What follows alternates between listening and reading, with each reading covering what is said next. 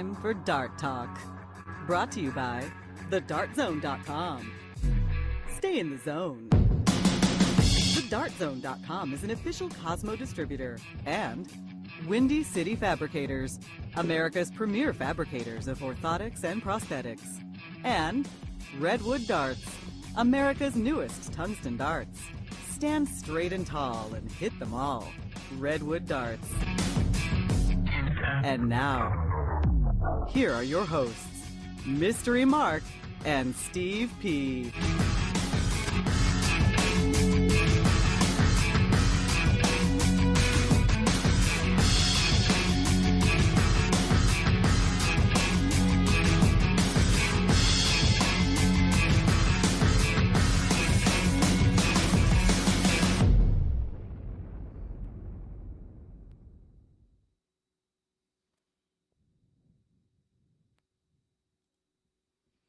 Okay, welcome to Dart Talk. Welcome. Well, I got the name of the show right and everything.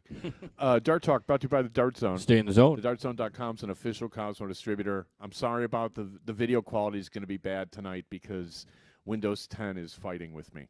Oh, well, and that's not does nice. not like me and possibly never will. So can you add to the disclaimer that we're disclaiming the video quality? I think we just did. Okay. Right? Disclaim something. The views, opinions, rants, and rampages expressed on Dart Talk do not necessarily reflect individually or collectively those of our sponsors, co-sponsors, wannabe hosts, hearing-impaired critics, or those with a penchant for attitudinal dysfunction. We at Dart Talk strive to provide you, the listener, with an educational, entertaining, and fun-filled experience each and every week. If after the show you, the listener, find yourself feeling uneducated, unentertained, and or bored, we at Dart Talk consider that your own problem. And Joe Nathan strikes out the kid. And along with the video, it's not our fault. Yes. What do we? Okay, so darts. I got to get my head out of baseball. Use your big words. Choose your words carefully. The World Matchplay. Yes. Went down. The final was on Sunday. You took a look at some of the results. We're going to have James Kinney on to talk more about that. And then we need to get to the CDC stuff that he wanted to talk about that we didn't get to last week. Right. So by then, I assume that everyone's watching us instead of, say, the Democratic National Convention or the Cubs-Sox game or all the other stuff that's going on today. The Cubs are losing, so I'm going to be miserable, basically, until I see the Sox bullpen show up. Right. Right, and then I'll feel better. Which I don't know how many pitches Shields is at, but it's close to bullpen time. It's really hard to follow a game on a phone that's like 3 feet from me, and I don't even have my reading glasses on. So my life. How hard is it to follow? You can see what's going on. It's 3-0. Well, yeah, but you can see what's happening. Yeah, but I'm used to you don't have to analyze the inch of every pitch. The pitch sequence. Oh my God. Why do you think I'm so harsh on umpires? It's because I'm actually paying attention. No, you're overpaying attention. Well, okay, fine. Overpaying attention. How can you overpay attention? Because you can overanalyze stuff like you do all the time, not just baseball. How about my golf swing, though? My golf swing is coming around, you have to admit. Oh, my absolutely. Golf swing is coming around. Yeah. What did I say? And your putter is too. Well, I knew the putter would come around once I actually started playing. Sure. You know, I mean, haven't putted more than twice in 3 years. Right. You saw how bad I was putting. What did I 3-putt like? 7 greens at one time. I had 7 3-putts the first time we played that course. Mm-hmm. Unbelievable. Let's get James Kinney on to actually talk about darts. He's a CDC card-holding member of the CDC. Are you there, James? I am here. Save wow. me. CDC tour card holder. How hard is that? It's been a long day. It's been a very long day. We were out in the sun. I had basically, you can't really tell. I have the most epic golf tan of my life. I mean, I am like, people are like, dude, do you play a lot of golf? I'm like, yeah. I thought your day was difficult because the Cubs bullpen just got better than yours. The Cubs me? just got better than you. No, his Cubs bullpen got good. Yeah. Yes. I'm the Cubs fan. Mark's a Sox fan. Yeah. Oh, I'm sorry. I got that flipped. Yes. Yeah. Yes. Don't get that wrong. The White Sox bullpen got worse just because they're getting worse. Hey, you know what? Let me get your take on something, because the Cubs signed a guy, and this maybe relates to darts, maybe doesn't. It kind of does, actually, but they got a guy from New York who earlier in the season got a 30-game suspension for an incident that I don't even know how to begin to describe, but in general terms, it was a domestic violence situation. And I'm arguing with some guy about, he's like, well, the guy's a piece of trash and no club should sign him, and he's judge, jury, and executioner on this one. I have strong opinions, and this is what I think. And I'm just like, well, you can't be that way, right? I mean, if somebody does something and they, serve their time or whatever, then, aren't they allowed back in society or something? Oh, wow. When it comes to professional sports and it comes to domestic violence, unfortunately for those guys, it's just different. They have to live to a different, I don't even know how to put it. They're held to a different level. Your average everyday Joe, even if it's your CEO that makes, $1 million a year, right? They're not held to the standard that somebody like, who was it? Ohio State player, except now Dallas. Ezekiel Elliott. Running back Ezekiel Elliott, right? He's been accused. He's saying no. And the jury's still out. But the fact of the matter is, they're still held to a higher standard. So are music stars and rock stars and TV stars and right. Everybody, anybody in the public eye. Exactly. So everybody's allowed a second chance, but a second chance at what? It comes down to the company that they work for. So does, Dallas Cowboys are standing steadfast behind Zeke, and because I'm an Ohio State guy, I live in Columbus, Ohio, so that's the one that I'm following. Are those the Buckeyes? Yes, they are, like, definitely Buckeyes. The poisonous nut. Yes, like we get it all the time. It's a poison. What? Yeah, you can't eat that nut. I just think that their uniforms are okay, but like when the little stickers on their helmet start to get like messed up and smeared, I think that looks bad. Well, they get messed up and smeared during the game because they get new stickers and new helmets every game, and it's tradition, and a lot of the teams out there have that tradition. Of stickers on their helmets. Yeah, or something on their helmets that mark achievements and what they do. There are several teams out there that do it. I think dart players should get stickers. I think dart players have too many badges as it is. Well, yeah, don't get me started on these like ridiculously stupid shirts that people wear. Okay, we already did an episode on that. Yeah. And then I was told basically, oh no, they're awesome. And I'm like, okay. So you're saying though, even though he's done his time, paid his fine, has no missteps, has done everything that he's been asked, you're saying that in that capacity that he's working in, he still might not have the right to come back to that type of capacity to work? No, I'm saying that it takes an organization that's willing to take that lump and take the risk on him, and that's what it is, right? Because they're public facing. That's fine, but yeah, that's the kind of the point that the Cubs are the Yankees were willing to take that risk before, and then the Cubs are willing to take that now, but this guy is saying that he doesn't believe that the Yankees or the Cubs should even have that choice, that that like Major League Baseball should take that option away. Well, yeah, that's what this guy is kind of saying, that he's a piece of junk and he shouldn't be allowed to be playing Major League Baseball anymore. Because for me, everybody deserves a chance, right? Everybody deserves a chance to understand that they've made a mistake. I mean, the darting community's been pretty accepting of people that have done imperfect things. I'm thinking of one guy in particular, done imperfect things, and you make a mistake, you do your time, right, or whatever, do whatever penance is required by law, and then now you're supposed to be accepted back into society, but in this case, no. Because it was domestic violence and you did it once, now you're a pariah for the rest of your life. This is kind of what this guy is saying. And okay, let's take it to a different level. It's not really domestic violence, but let's say that child molesters, they never get a second chance. They're always going to be listed that way. Right. Well, and then like look at Yeli Clausen. I mean, and that whole weird deal with him. I mean, he's back on the tour. You know, you got like Richie Burnett's going to be suspended, but then once his suspension is over, then he comes back, right? It was like he failed a drug test, right? Well, I mean, you can talk about Phil's indiscretion with some young girl a few years ago or several years ago. I can't remember. Indiscretion. I mean, it was just I'm not even sure what that was, kind of a thing. But yeah, I mean, it was some sort of he groped someone or something.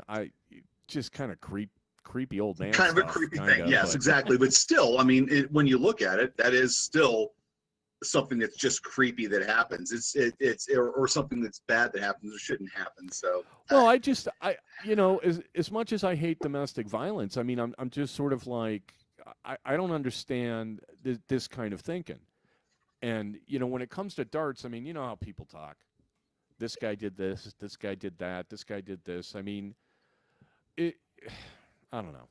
What system do we use? Do we use a 1-strike you're out, 2-strike you're out, 3-strike you're out? Fool me once, shame on you. Fool me twice, shame on me. What system do we use? You know, I mean, you know, if somebody's a drug addict, you know, odds are, you know, they're gonna use drugs.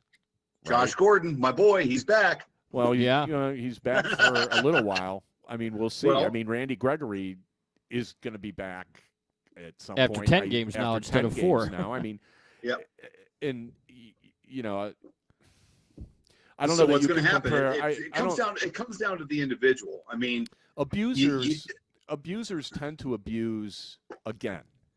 I think is this guy's argument, and so the guy's a piece of crud, and nobody should hire him. Well, he throws 105 miles an hour, so yeah, somebody's going to hire him, and if we don't hire him, Washington may hire him, and then we may have to bat against him. So yeah, but at some point, maybe you know the Major League Baseball has to step in. I know NFL already does it. I mean, Ray Rice, he's probably he might not have a job again. Well, because he wasn't that good when all this happened. He was on his way. No, his production was down. Ray Rice's production was down, and now he's had a year off, and he's 2 years older and everything. He's basically saying, I will donate my salary to charity if somebody gives me a chance. And I don't think anybody really wants to. Nobody wants to. But it's because he's a running back and he's over 30. If he was 22 and he ran like Ezekiel Elliott, he's a running back, isn't he? Yeah. Okay, so Michael Van Gerwen gets just to throw a name out there, #1 player in the world. Let's not even just use a name. Okay. It gets caught domestic violence. What do we do? Well, I mean, you know, I don't think that the PDC has a domestic violence policy. I mean, this stuff was all kind of new. I'm sure they have a player conduct policy of some form. Well, wouldn't they? You would but think. not your personal life.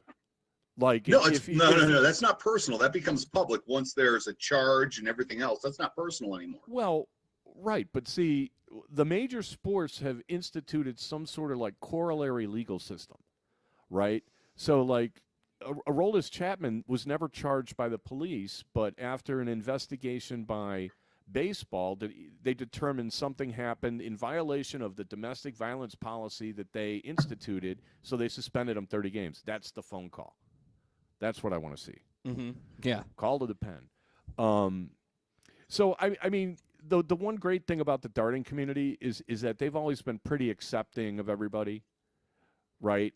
I mean, nobody really gets, you know, I get the child porno thing is like the worst possible thing, and nobody wants to be around that, especially when, you know, kids are, you know, showing up in the dart hall. I mean, that's just total, you know, creep city. So I just, you know, I just kind of wondered what your take was on that, because the 1 strike and you're out policy doesn't strike me as being American. No, not at all. We're not like that. I mean, right. 2 strikes. I don't know. Yeah. I mean, does the CDC have a domestic violence policy? They probably have a player conduct policy, and it probably has something in domestic violence there. And I assume that, I just assume because of the culture that, like in Europe, it's not as bad as it is here, because it is a nurture more than nature thing, or nurture more. Yeah, that's what I said. And so I don't think it is as bad, I would assume. I don't know. That's just thinking out loud. What is nurture more than nature? What does that mean? It's a nurture more than, so it's a taught, it's something that you learn. I see my dad beat my mom, therefore I beat my wife, kind of a thing. That's a nurture thing, as opposed to a nature thing where it's just inbred. It's just in our nature to do that thing. As men, we just by nature beat women, and that's not the case. It's a nurture thing. It is a learned behavior. We were taught you don't hit women. That was like part of the Pledge of Allegiance. Well, I'm sorry. Not in my household. Oh no. No. Well, no, my God rest him. I love the man, but he beat my mom, and nobody knew. Yeah, well, that's kind of a different situation with me, because my mom came over on the boat not knowing how to speak English, so she didn't even know how to tell people. So that's a completely different story. But no, that's still a nurture thing. Growing up, if that's something that you see, that is something that you do. It's just a nurture. It's just the way it is. It's a nurture thing. We're not born as people. We're not born to hate people. We're not born to beat people. We're not born to. It's just not the way we are. That's something we're taught. Whether it's abuse, whether it's racism, those are things that we learn. Those are learned experiences. They're not things that are just in our nature. You take out that, that bottom 0.001% that are like psychopaths and sociopaths. I mean, beyond that, I mean, just in the norm, that is a learned behavior from what you see either from your own home or from, the environment that you grew up in. That's a learned behavior. Got kind of deep and heavy. Yeah. Yeah, well, and on that note, it's kind of a deep and heavy thing for me. I had no idea, James. I didn't want to bring up anything. It was just sort of, we were talking about it on the baseball podcast, and I just kind of wondered, what your take was on something like that. It struck me as being really severe, this one guy. And so yeah. I tweeted something, and then a bunch of people started, yelling at him, and I actually deleted the tweet. It was the first time I've ever deleted one. I was just like, I'm sorry, man. I didn't want to cause you a lot of grief. I just heard you on the radio, and I didn't agree with you. So if we see like the number 1 world or the number 2 or the number 4 people in the world of dart players, they're accused of something like that, we would publicly outrage. They would lose their sponsors. All of those things would happen. Those things happen to those players all the time. And that's kind of how it affects them. But when it comes down to the PDC, okay, well, this guy just had this happen, and oh, guess what? It was proven, and he's been convicted. What do? Do we give him a job back or not? It's their option. Ultimately, it's a job. And when it comes down to the law can't say you can or cannot hire a person. That comes down to the hiring company. Whether it's a professional baseball team, football team, PDC, anybody. Yeah, I don't know. Yeah, right. I think I agree. I think the companies have to use their discretion. I think the point being is, if this particular guy does it again, I don't know what the suspension then becomes through Major League Baseball and all that. It's more. Right, like and then he's very possibly possibly unhireable. But then it's understandable. Not that I want him to be a repeat offender, but I agree with you. I don't think you lose your job without being able to redeem yourself in society, and take your punishment, do everything you're supposed to, and prove you're a good citizen again. Yeah, I mean, there's the St. Louis Rams had a guy that vehicular manslaughtered somebody, and then he was on the team the next year. Yeah, he went to jail. He went to jail in the offseason, right. And then Texas Rangers, they had a guy was in jail for something. Right. He got out of jail, and now he's pitching. I mean, I don't understand, and that's murder. So I think murder is a little bit less than domestic violence. And you're saying, well, for domestic violence, then you can't. Of course, you go to jail for longer, though. Well, yeah. Until it becomes more important to the owners of those organizations to put up a good face as opposed to just getting W's. It's going to be what it is. Well, yeah. I mean, there. I don't know. Everybody makes mistakes. We're all imperfect. I mean, I think you make one mistake in your life, and if you learn from it, that's what living is all about, right? I mean, so to think that somehow, well, because it's this type of crime, then that's it. End of story. One and done. I just think that's kind of ridiculous. You know what I mean? No, I agree with you. Okay. So that falls on to the fool me once, shame on me, fool me twice, or fool me once, shame on you, fool me twice, shame on me, that kind of a thing. Right. And yeah, you get one strike. After the first strike, if you do it again, you're done. And that's fair. That's as fair as any other system. A two-strike policy. Yeah. Yeah. That's as fair as any other. I can't argue something with that. Like that. I would think. Yeah. They say the recidivism rate of abusers is pretty high. Mm-hmm. I've heard that from a number of sources. So I don't know. Generally, something you can't unlearn. It's something you can't unlearn. It's a learned behavior. It's something you just can't unlearn. It's not an addiction. It's not anything else other than a learned behavior. Well, then you learn how not to do it. Don't you? Very few people. Yeah, well, you would think. Very few people get there, I think. But that's me. Okay. And well, it's a I've heard personal that. thing. Yeah, I've heard that from a lot of people last couple of days. Yeah, and from what I've seen, it's fairly true. It's a very and it goes the other way too. If your parents beat you, you beat your kids. It's kind of a learned behavior. Okay. Just out there, and that's just going the other way with domestic violence, because kids are also a big deal in domestic violence too. Adrian Peterson a few years ago. So I mean, it's a learned behavior either way. Well, yeah. The corporal punishment thing is different than smacking your wife or punching her out in an elevator. Or yeah, that's true. And then dragging her. What did he do? Yeah, he dragged her off the elevator by her by hair the or head. something. I mean, that was one of the most ridiculous things I've ever seen. I mean, you want to hire this guy? Okay. We should probably start talking about darts at some point. Well, I've been trying to get to a segue to do it. I've been trying to tell you we're due for a break, but you won't shut up. All right, we'll take a break. We'll come back and we'll actually talk about darts. You're listening to Dart Talk. James Kinney's with us. We'll be right back.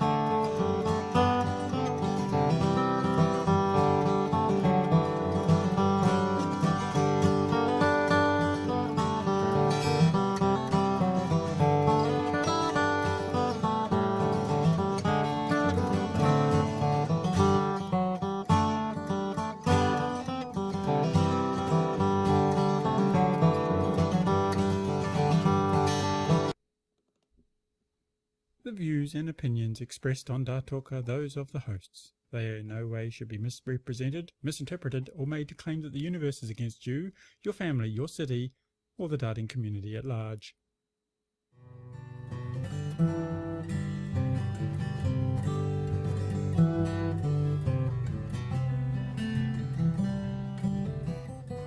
Hey, back for the second quarter of Dart Talk, brought to you by the Dart Zone. Stay in the zone. The DartZone.com is an official Cosmo distributor. Excuse me. Thanks, everybody, for tuning in. We have a website, Dart Talk US, and we're on Stitcher, we're on TuneIn, we're on iTunes, we have a Facebook page, we're on Twitter, we're everywhere. I actually have an Instagram account. Oh, and I got Snapchat. I have no idea how to use it, but I did install Snapchat. Okay.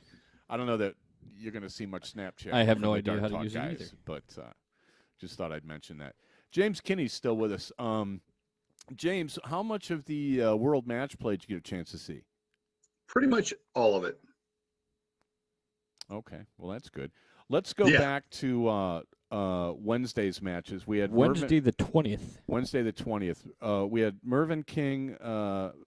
I'll run them down to you, and you tell me which one you want to talk about. We got Mervyn and Brendan Dolan, Bully Boy and Steve Beaton, Phil and Menser, Gary Anderson and Terry Jenkins. Well, I think the most fun out of all those would be the Steve Beaton match. Beaton beat Bully Boy 11-7, which was probably, I would have to think, Smith was favored quite heavily. I would think it was favored at least a bit. I can probably pull up the stats on that real quick. Well, while you're doing that, Mervyn King beat T-Rex 11-8, which looks like it was the closest match of the day. I thought Mervyn played really well, and his match with Taylor, I thought, well, we're going to get to that, was also, where did Mervyn King suddenly start throwing well again? I was kind of surprised by that. He was just in one of his zones where everything just felt comfortable for him. It looked like he wasn't really sweating anything, and he was just kind of just going with the flow. To be honest, he hit his shots when he had to hit his shots, and he just looked comfortable. Okay, and how did Dolan look? Dolan never looks settled in at all. he never looks. He looks like he's so rumpled looking. That's the thing that bothers me about Dolan. He always looks like he just got out of bed. Well, and like somebody that, didn't tell him to tuck in his shirt. You know what I mean? And he doesn't remember the conversation. What, like Chapman? Yeah. Right. Okay.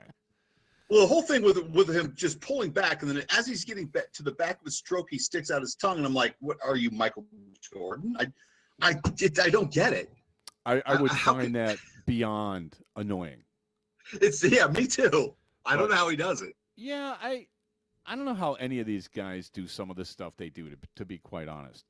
The reigning ton 80s, yeah, okay. If you throw it to triple 20 enough, I mean, eventually you're going to start hitting it. I just, it's the finishing that I always look to. So number 30, is that Robertson? Yeah. Okay. So it's top 9. So that was Wednesday. Well, did you find the stats for the Beaton Bully Boy match? I did. Hold on, look. I'm still searching through it. Talking and trying to do this at the same time is so difficult. So that's King and Dolan. Smith and I've got the stats right in front of me. Okay. Steve Beaton 99-1,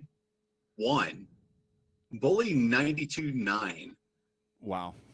Yeah, I mean, Steve Beaton averaging 100. What's wrong with this picture? I mean, how much has that guy really improved? He hasn't improved. He went there. I'm sorry. Go ahead. No, Beaton had like 99 something. What'd you say Beaton was? 99-1-6. Okay. Bully Boy was 92 something, right, which is low. 92 is low, right, if you're going to try to win this tournament.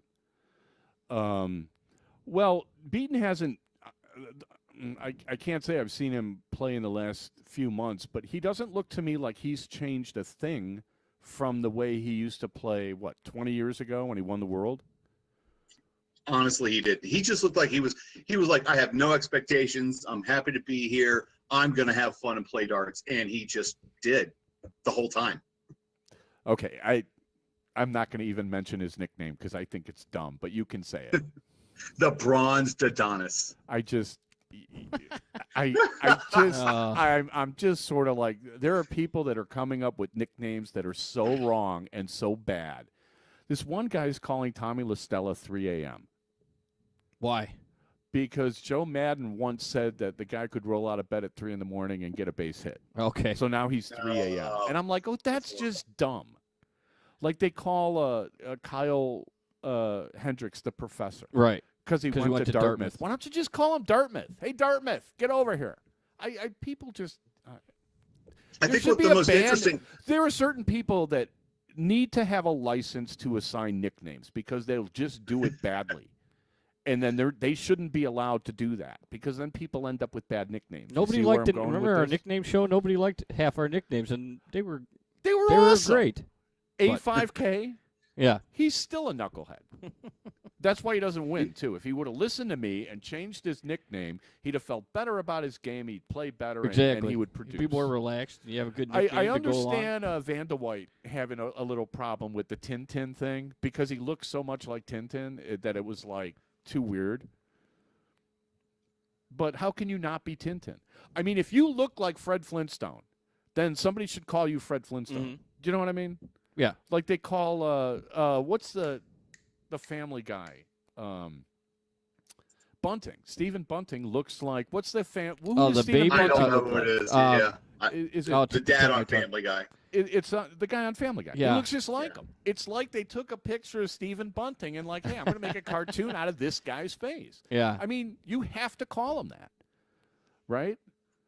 Trouble, Barney Rubble, maybe. Whatever. Okay. Anyway, It was funny. Anthony right. from the CDC sent out a Facebook message to the CDC players, the tour card holders, and said, "Hey, listen, let's start getting some of those Twitter accounts going. We need, get your Twitter account hashtag out there and everything like that." And I'm seeing all these nicknames, and I'm like, okay, well, I don't want to use the nickname I have, so what do I do? And we've kind of gone back. Do you need a nickname? Well, they've got one for me. I've actually had a nickname for some time. My nickname's Buster, but that's not a great dart nickname. No, but the story's that's great. Well, look, because oh God, the story's great because when I got the nickname, I got it from a very dear friend. Here, you want a nickname? Fabio. Why don't I call you? You're Italian. You're Italian with nice hair. I'll call you Fabio. How's that? That's immediately better than Buster. And I'm not even trying that hard. I mean, please give me a small break.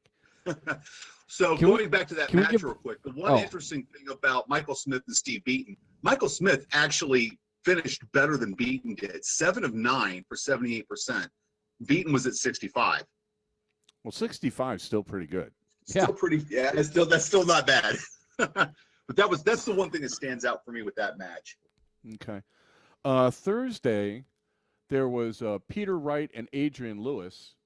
That looks like a good one. Van Gerwen and Chizzy. That doesn't look like a good one. There were only 2 matches on Thursday? Yeah, the quarterfinals That's Thursday correct. and quarterfinals Friday. Oh, those were the quarters. Okay. Lewis over Wright 16-14. Was that extra, or was that a race to 16?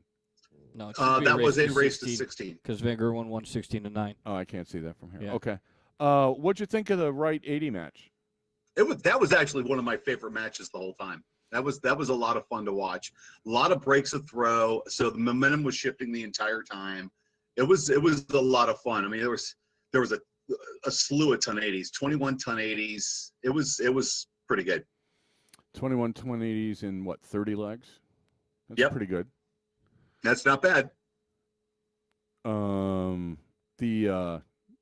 did Chizzy do against Van Gerwen? He put up any fight at all? 16-9 looks kind of bad. No, he really didn't. They both were actually.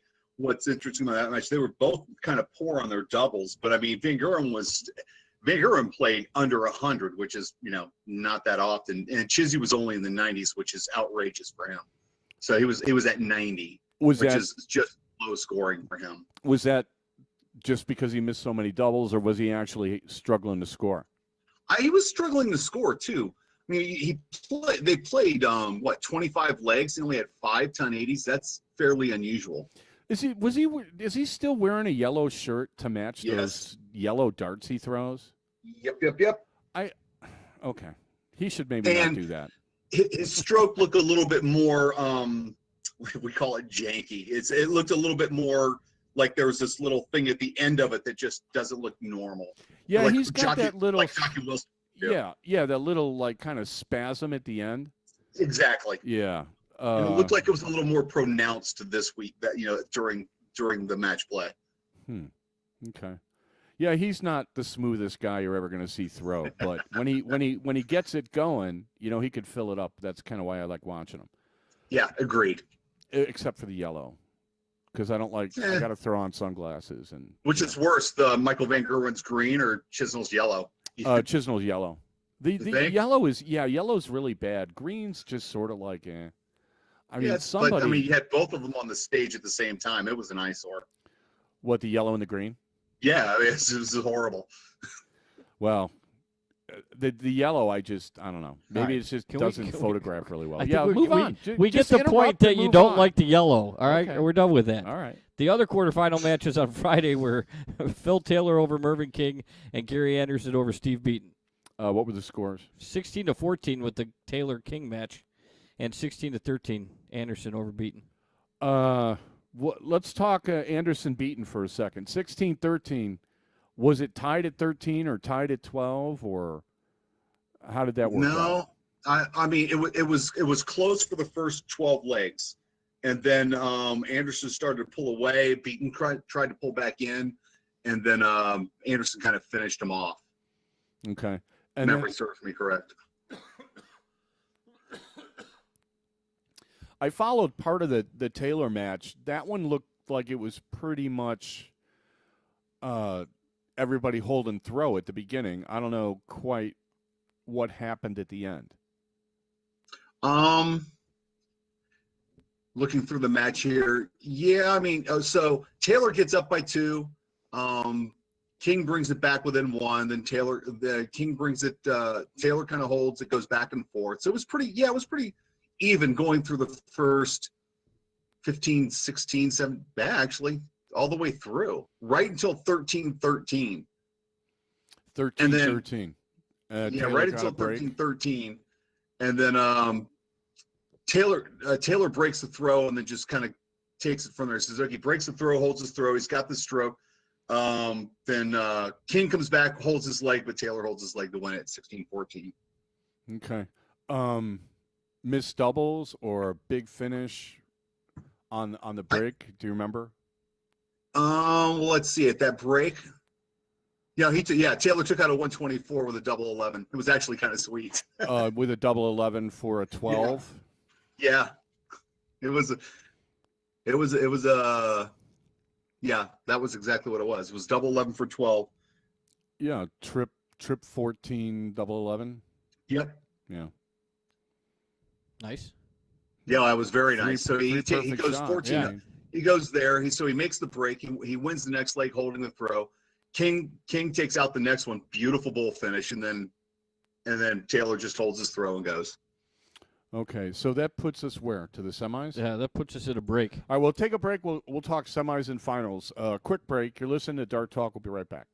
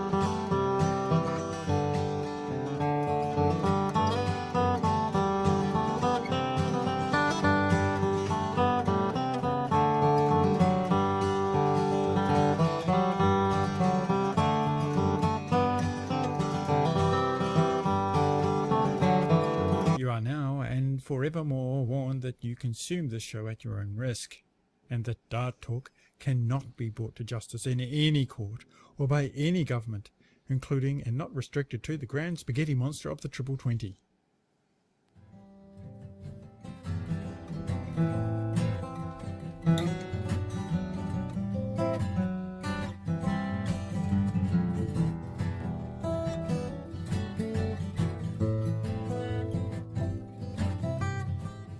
Okay, back for the second half of Dart Talk, brought to you by the Dart Zone. Stay in the zone. TheDartZone.com is an official console distributor.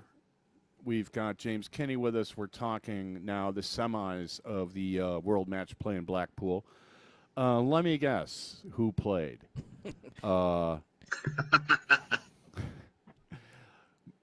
Phil played Gary Anderson. Gary Anderson? Mm-hmm. Okay. And that means that Van Gerwen played 80? Yep. Okay. That is correct. So what happened? Well, Van Gerwen kind of waxed him 17-9, and Taylor waxed him 17-8. Okay. What'd you think of the semis there, So James? they play the best of 16 in the quarterfinals, and then they just up at 1? Yeah, and then they up it best of 18 in the Yeah, they keep up it. It's just quarter, alternate semis, start. and finals. They keep adding You legs. have to win by 2. Okay, right. I think, and then you just it's like Wimbledon in the 5th set. Mm-hmm. I don't think that there's any cutoff. There is no cutoff. No cutoff, right. I kind of like that. They've had some pretty long matches over the years. That's kind of why I like it. So what'd you think of the semis, James? Unfortunately, to me, the semis, and we can talk about this in a moment, the finals, everything from the semis on was kind of lackluster, to be honest. I mean, it looked like it played out the way it was kind of supposed to play out. You could look if you watch the players, you could see who was pressing and who wasn't, and with the Van Gerwen Lewis match. I mean, Van Gerwen, you want to see an exciting match, so you want Lewis to jump in there and just kind of get out going, and Van Gerwen goes up 3-0 just out of the gates, and then Lewis makes it exciting by coming back and taking the next 3, and then Van Gerwen just takes off and just leaves him in the dust. And this is 80 getting outscored, as well as missing a few doubles here and there. Yeah, it was. I mean, in the end, it was pretty close in the scoring. The first 9 was pretty close, but it was 12-9. And then Van Gerwen said, "I've had enough of this." And 12-9 is at 2 breaks or 1. And then it went to 17-9 in a hurry. So, 5 legs on the trot. Yeah. Well. Yeah, I mean, the closest he ever got, I believe, was 4. After he won those 3 to tie it up, the closest he ever got was 4. I think Van Gerwen ran off 4 in a row, and then or 3. He never got close to 3 after that 3-3 tie. Right. He never got close. You play a guy like Van Gerwen who plays so fast. When he gets momentum, I don't think anybody knows how to stop that. You know what I mean? I mean, he just sort of one leg feeds off or adds to the next leg, and then the next leg, and then the next leg, and he just keeps the momentum going. But part of it, I think, is his pace of play that has something to do with it. You know what I mean? I don't know. I mean, I've seen people try and. I mean, I've seen him play Menser. Never bothers him. He still plays Menser at a high level. Yeah. I would think that would be the ultimate test for him as far as pace of play goes, because you never know when Menser's actually going to throw the dart. Well, no, I mean, have him play Justin Pipe. I mean, yeah, the trick for me, is you have to keep your focus on the match. So, because Van Gerwen plays so fast, it's almost like this weird stream of consciousness with no interruptions the way he plays. But with somebody like Taylor, who takes a lot more time, you start to wonder sometimes, as he's like staring at his darts waiting to throw, what he's talking himself into. I mean, there seems to be like, Phil having a conversation with himself sometimes, and that never seems to work out too well. So no. It's weird when you play slower players. You can't be – you have to turn your focus back on, but you can't be focused the whole time somebody's taking forever. No, you know what I mean? You can't watch them play is what I do. I just don't watch them play. I just look at the bottom of their feet, and when they're done with their throw, I go through my regular routine, which I think is what Van Gerwen does. He just waits until he's ready to throw. So whether that person passes him by in 0.5 seconds or that person takes 2 seconds to pass him by. Once that person's at a certain point by him, he just rears back and throws it. Yeah. Okay. What was your impression of? You thought it was a lackluster final? Yeah, if you want to go to the final. Well, I mean, I was hoping the final would be closer. I was hoping that Phil would have brought his Anderson game to the final, and he just didn't. And there was some hijinks going on there too. That I don't know if you've read or heard anything about it. But Phil was very un-Phil-like during that final. In what sense? He looked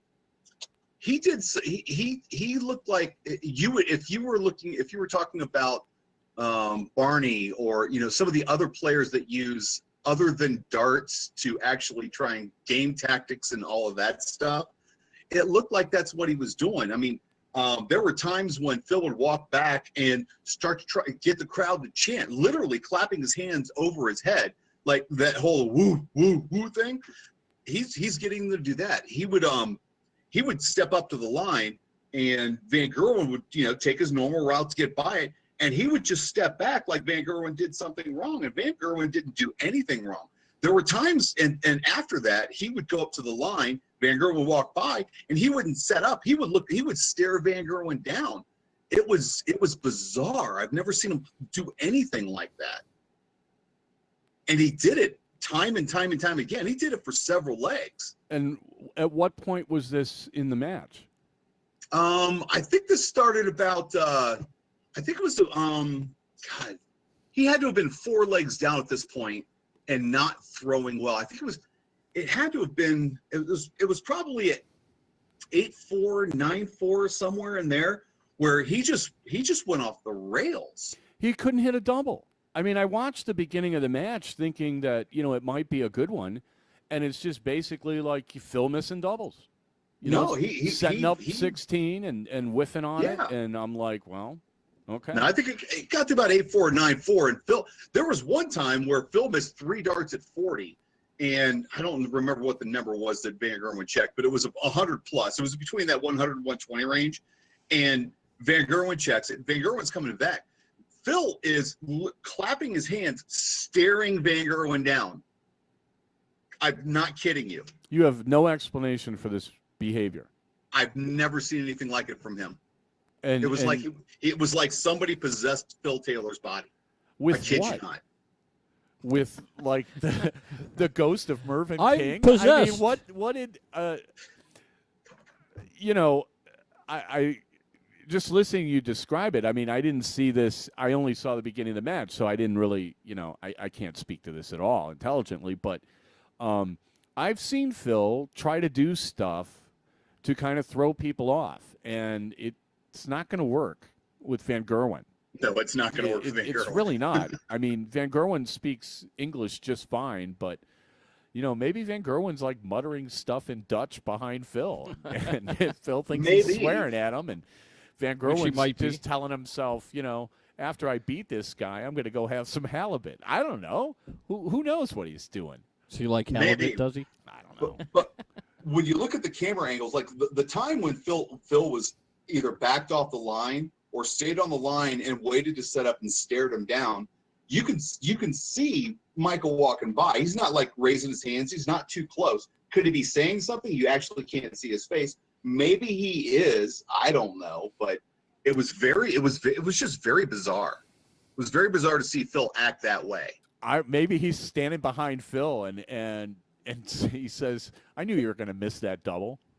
Ooh, who knows? That would be something fun. Yeah, I'm pretty sure that there.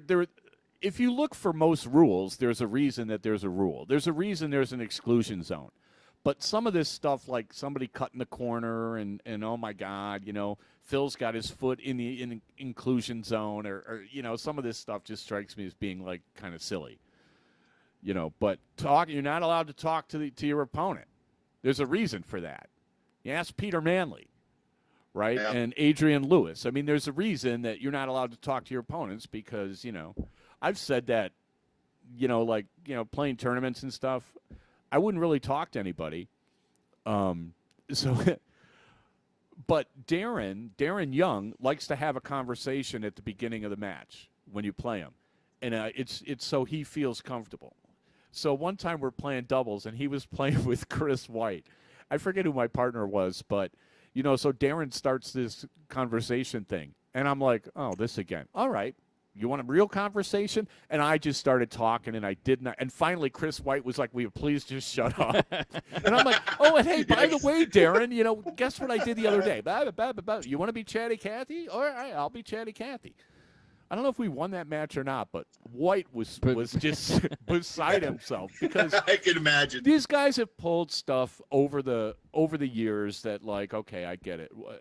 The little clique of guys, like it was Fathom, Heckman, Chris White, some of these other guys. We were at some tournament in Connecticut, and I'm supposed to play Rob Heckman on board 6 or something.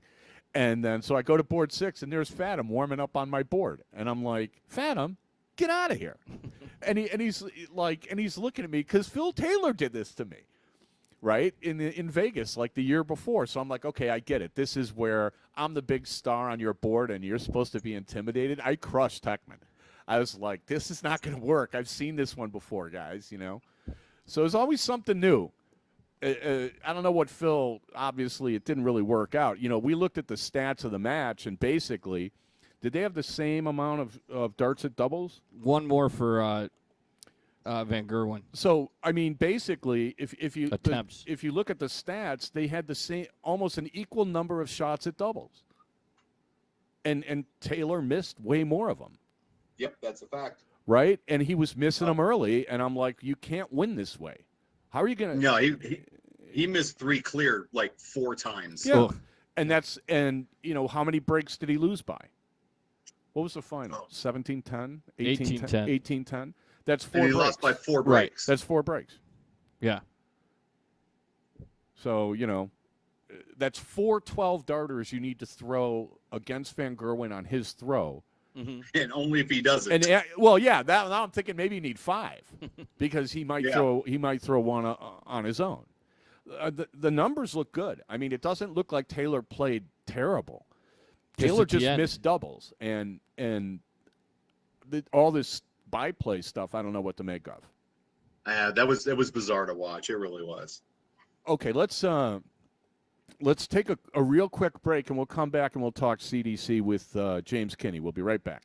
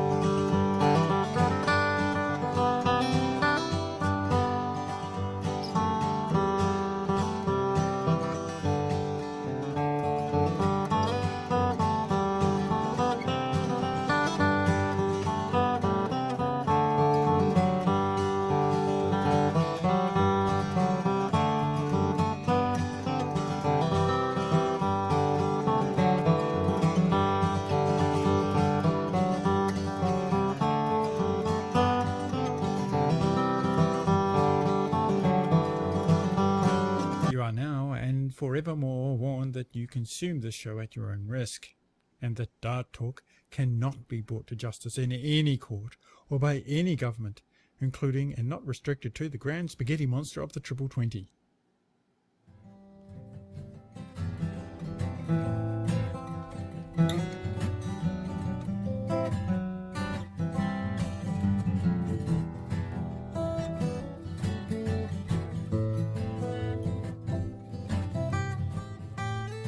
Okay, back for the fourth quarter. You Dart betcha. Talk, brought to you by the Dart Zone. Stay in the zone. TheDartZone.com is an official console distributor. We have CDC card holder James Kinney still with us. The chat room is blowing up today. Was there like 2 people in it? Yeah, there's been 2 hellos. Well, hello to everybody in the chat room. I didn't even post a link that we're doing the show at 8:30. I mean, should probably do that. Yeah, that probably would have helped. Well, because we missed so many shows this summer, people have probably forgotten about us. You know what I mean? No, but also then if there's no post, then they think we're not doing the show. Right. So that probably has something to do with it. I just got to tell you, Facebook has become like this vile pit of politics that everybody's posting all these weird political things, and it's like it's awful. Everybody hates somebody. Mm-hmm. Either you hate this candidate, or you hate this candidate, or you hate this guy's backers or that guy's backers, and then somebody's a loser and all this other stuff, and all so and so did this, crooked this, lie, lock her up, and you're a clown, and it just I don't want to hear it. Right. I don't want to hear it, and there are people I really like on Facebook, and I just don't want to hear it.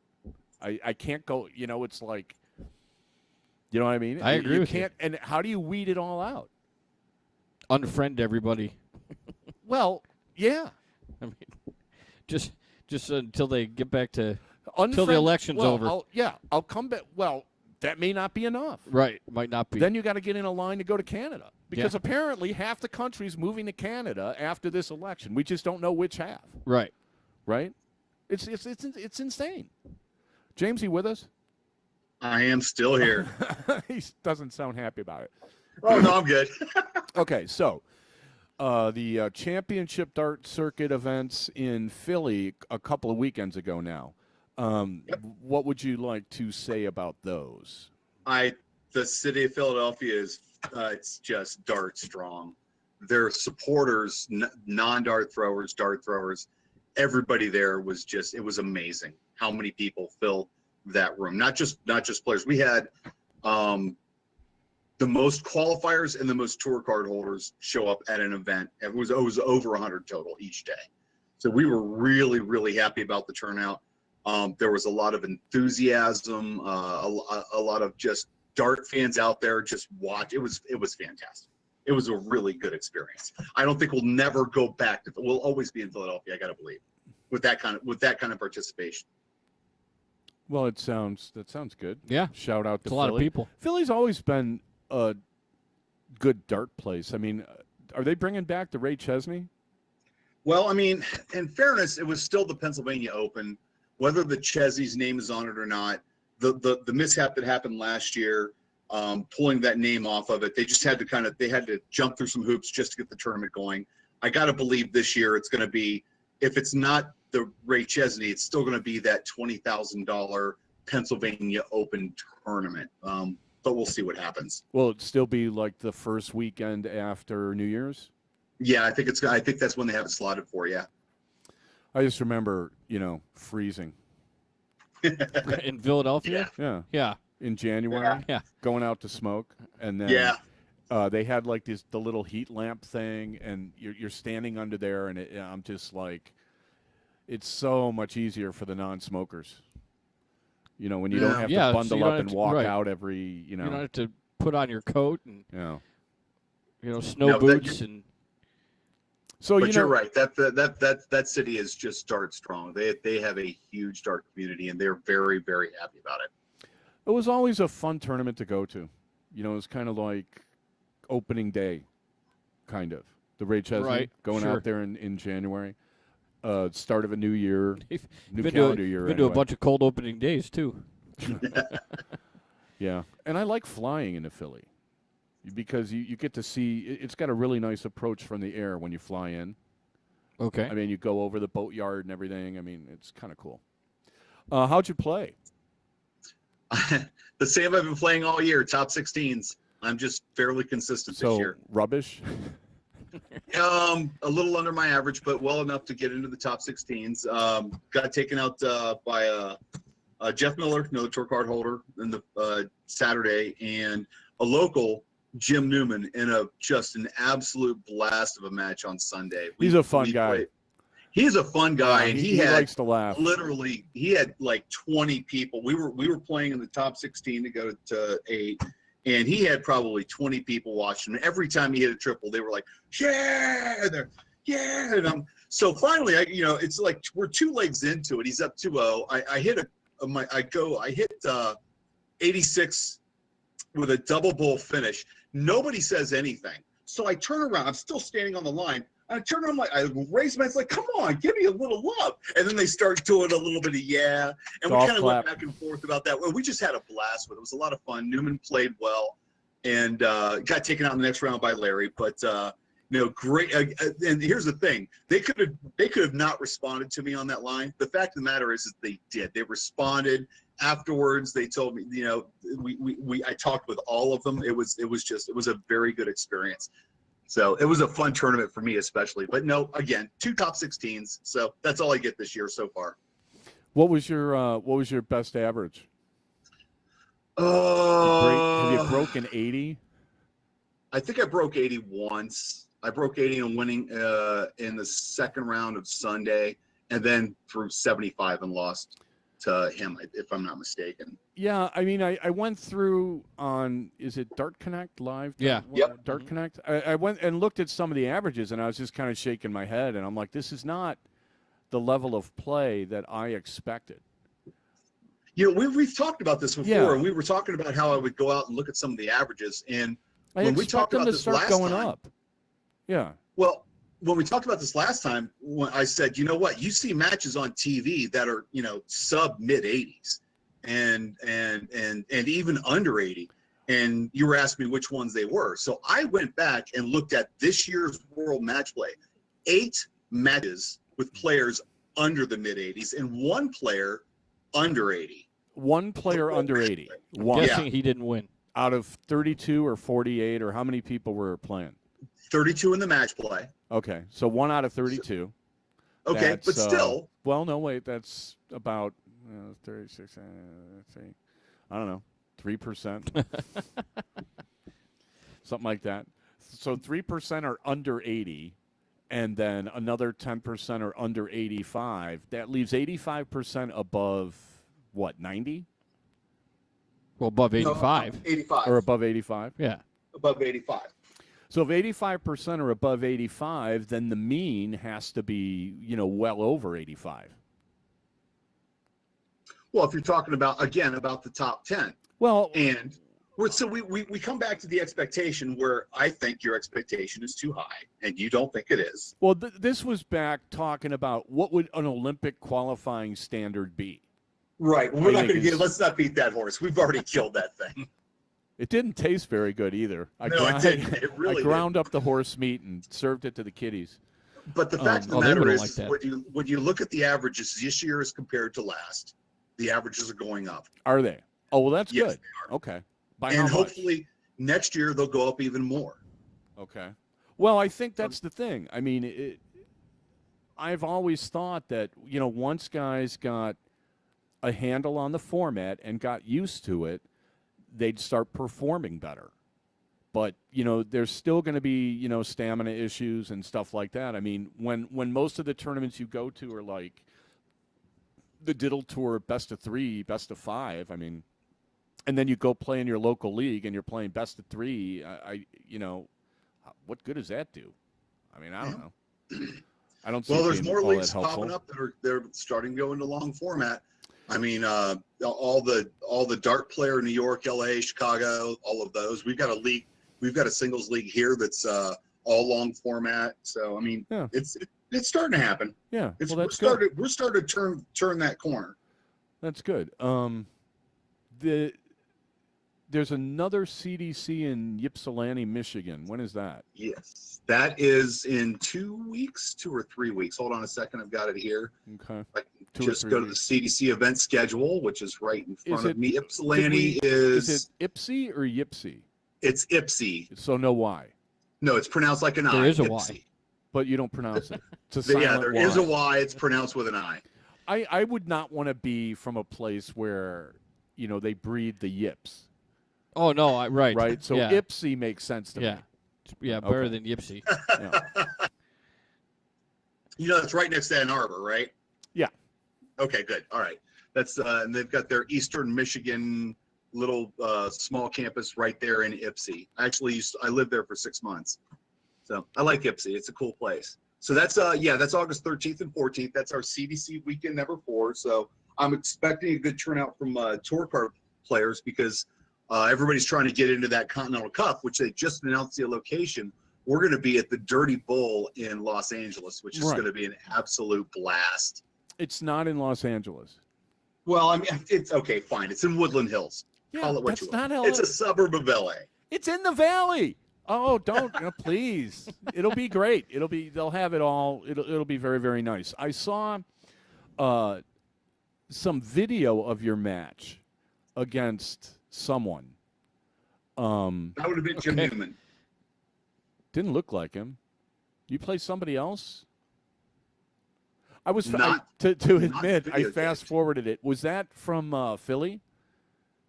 So I've got one where I was on stage, but that wasn't Philly, and then one we ad hoc'd because it was so much. The match, they were filming on stage, but there was so much noise going around me and Jim Newman's match in Philly that Peter Cetera actually just grabbed a video camera and started just shooting it. Where's the video? It was kind of funny. On the website? I haven't seen that. Okay, he may not publish that one. Okay, so that would have been there was a long no, it was like an 8-hour YouTube thing that was up there. Oh, really? Yeah. Where was that? A back room? Was that the stage? That was the stage. So we have one staged area that we have L. David Irie, streaming the matches. Okay. And then they were just putting random matches on the stage until they got down to the last whatever. Yes, exactly. Until they get to the semis, and they'll play the semis and the finals on the stage. Okay. I haven't seen the video, but one thing that's helpful is there are ways that you can, like in the comments on the video, type in who's playing who with a link that will jump right to that part of the video. So when you put out these, like 8-hour videos of stuff, you can actually kind of give people links to jump through it. Sometimes interesting. You can actually do that yourself. I mean, you have to write down the times the matches start and everything. But it's a pretty simple. The URL link is pretty simple. You just append it to the end of the YouTube video link. Oh, that's interesting. I'll let L. David know that. TS. Yeah, it's kind of a weird. I think you have to do it in milliseconds or something, but it's easy to convert it. Yeah, you should tell David about that because I'm sure, especially, if you guys want to, go on social media, you can actually, hey, here's a link to my match, and then it'll jump right to it, so they don't have to sit and watch for 8 hours because some people don't have that much time on their hands to watch starts. That's a great idea. I remember who I was playing. I was playing Bill Anderson here in this. That's who it was. It was Bill Anderson. I hadn't seen him in a while. Did you get to see my brilliant 156 check? No. That turned the whole match around. To be honest, when I saw your stroke, I just you was had like, to shut oh it dear. off? And I fast forwarded it. That's when I saw the haircut we discussed. And I was like, that's when I turned it off. I was like, okay, this is now officially too much for me. But you explained that I was the error of my ways on that one, so we'll let that go. But I stand by everything I say. So that's fine. Okay. No, so yeah, we've got a couple of cool things going on. We got the CDC North American Shootout, which is an open tournament at the PDC qualifier in Kingston. Yeah, I saw something from Jay Tomlinson on that. When is that? That should be coming up 3 weeks, 2 weeks? Yeah, that's good. Well, no, that's the weekend after Philadelphia. That's the weekend after IPSI. The weekend after IPSI is the PDC spectacular thing. Right. So on the Friday, they're going to do this. They're going to do what do they call it? The CDC North American Shootout, and it's like a $50 entry fee. Yeah, anybody can do it. You don't have to be a CDC Tour Card Hold member, and it's just a singles tournament. And it's but it's going to be pretty much all the best players in North America there. So that'll be a lot of fun. Well, there'll be at least one missing. Okay, well that does sound good. That's on Friday? That's on the Friday. Yeah, that would be I think it's August 19th is the Friday. Okay, and then so what are they doing on Saturday? Well, that's the regular PDC North American qualifier. So they have I think they have one qualifier event on Friday night, and then they have two on Saturday and then one on Sunday morning. And the top 8 from each one of those gets to go into the knockout rounds from 32 on Sunday afternoon, with the winner going to the World Championships. The World Championship. So Yeah. you basically Hill. have to win 2 singles tournaments. You got to win one to qualify, or make top whatever. Right, top 8. You have to win your. You have to make a top X. You have to win your section, like we do 4 in the boards. CBC where we win our board. Right. Yeah, exactly. Yeah, so you got to win 4 boards to make it to the Sunday afternoon knockout, and then 32-16, 8-4-2, and then win 5 matches. Yep. Huh. And then you go to the Nathan Hill. You got this. You win man. 5. You got this. You win 5. Yeah, he can get it. You win 5,000 on that event plus 8,000 for showing up at the PDC. I would suggest you throw better than a 75.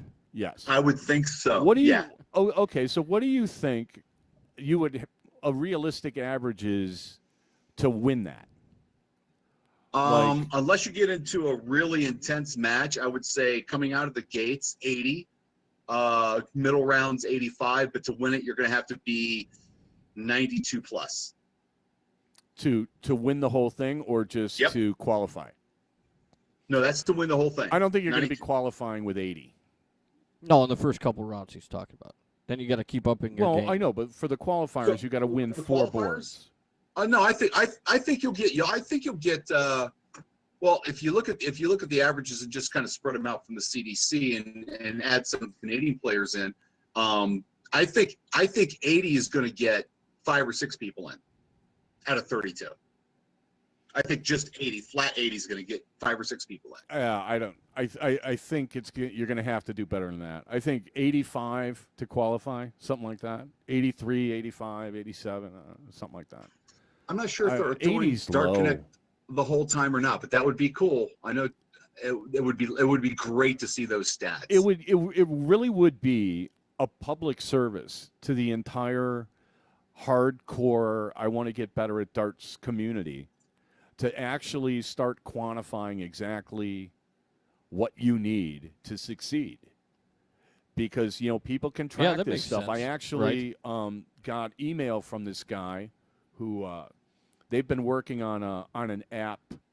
It's called the Darts Trainer, and I haven't had a chance to put it in my phone. They sent me something, and then I didn't get a chance to do it. But it looks like it would have some synergy with the is it Dart Connect? Dart Connect. With the Dart Connect, insofar as these guys have it where you track individual darts. Mm-hmm.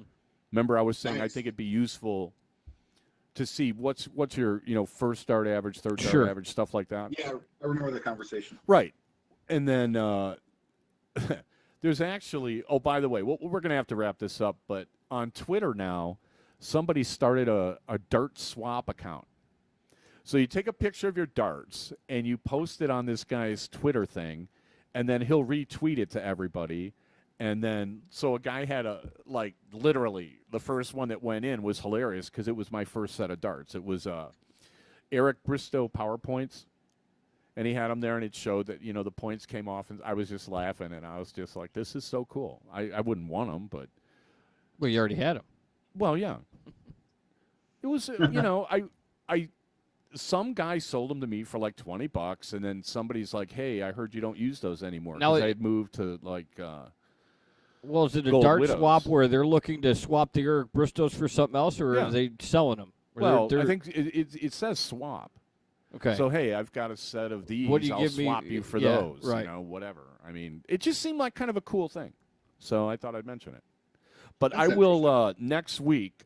I'll give you more on this this Dart Trainer app, because if you have people, and we've had them on the show. We've gotten email from people saying, oh, hey, I'm all by myself. I got nobody to practice with. La-di-da-di-da. This is like about the time webcam darts started and everything, and to give people realistic goals and to be able to say, look, this is what it took to get this far in this tournament, so this is what you need to shoot for. I think, anybody, it's like Ben Hogan said, everybody should be able to break 80 if you, learn how to hit a golf ball straight. I don't know. Straight is key. Yeah. Straight is key. I kind of fall into the philosophy that how can you know where you're going if you have no idea where you are? Well, that may be the state of your dart game. Or I'm sorry, your golf game. That's why you have GPS. That wasn't a slam. I was joking. No, but to give people an idea what tools are out there to help them and be like, look, you need to regularly be able to throw 18 and under. Right. And what would 18's like 80. An 18 dart game is 80 something, 83, something like that. I just don't see a win. I don't see a win in many matches with 21 dart games. You're going to get some here and there, but you may get away with it. But as you progress in a tournament of this stature, when you have all the Dan Olsons and all the Gary Broomheads and all whoever's showing up in Canada, John Part will probably be there. And, ask John Part what he thinks, you need to average to really do well and see what he says. It's going to be a lot higher than the rest of us because he can. Well, no, ask him what he thinks, what sort of average would get you through a qualifier and just see what he says. I don't think he's going to say 80. I think I'm going to see him in Ipsy. So I'll ask him. Yeah, ask him. I don't want him on the show, but ask him. Wow. No, he's too big for me, man. I mean, we're just doing a little podcast. Why would he come on? Yeah, that's fair. I might try to get Paul Nicholson on. I think that'd be funny. Oh God, that would be horrible. Why? He's a nice guy. He's all right. You and I clearly have different definitions of all right. There's very few people that I've met in darts over the years that I genuinely dislike, and they've given me a pretty good reason to dislike them. But for the most part, yeah, I know, people say things and whatever. But for the most part, the darters are likable people, and if you just kind of chill with them for a while, you have a pretty good time. A couple of people, anybody that's on a world stage and draws their thumb across the throat while looking at their opponent. Sorry. Come on, man. I mean, Reggie Miller gave the choke sign to Spike Lee. Yep. I mean, it's you got to have a sense of humor about this stuff. Had he brought out an X-Acto knife, it would have been different. Right? Well, yeah, of course. Yeah, I mean, that's deep. Look, at some point you got to realize that if you want fans and everything, it's got to be entertaining. Just grinding it out in front of a dartboard isn't going to get you fans. You have to. It's entertainment. I don't know what went on with Phil Taylor and everything, but watching Van Gerwen pound trip 20s and play great. Is he still doing the little little gesture he makes on his 180s? Oh, yeah. That was, these guys doing the what little was that, heart like the thing. Energizer buddy? Yeah, these guys doing the little heart thing. Oh, look, I have heart. Like, everybody's got one, buddy. Have you not noticed? Not taking at me? I mean, please. But it's entertaining, and people like it. I mean, I remember watching Darren a few years ago throw a 1080 at the Worlds, and he kind of, pointed his arm like, hey, but he wasn't into it, right? You look at, what was it, Devin Peterson, the guy who does a little dance with the, look in the mirror and everything. People love that stuff because it's funny. Yeah. It's entertaining. Do you think we need more emotion like that? I don't know. Genuine emotion is fine. Some guys, you're going to go over the top to rub it in. Yeah, okay, that's not cool, right? I mean, it should be good sportsmanship. I actually tweeted the hug. The PDC posted, the last 30 seconds or Phil and Mervin's little hug out at the end of their match, and I was like, this is great sportsmanship. This is kind of what it should be. I gotcha. You played good. Good on you, and I liked it. It looked genuine to me. Yeah, it was. Yeah, it looked great. So, I mean, that's the kind of stuff that, a little bit, feel good, touchy-feely stuff, but, as you're trying to grow a sport, that's a lot better than not shaking hands and muttering some guy's a jerk and I could beat him if I played him for money and, whatever you said to me that throwing day. Your darts. Yeah, right, throwing your darts, that's bad. We're going to wrap it up. We'll be back next Tuesday, and I definitely remind me to do this dart trainer thing. Okay. Because I put that off for a while. Right.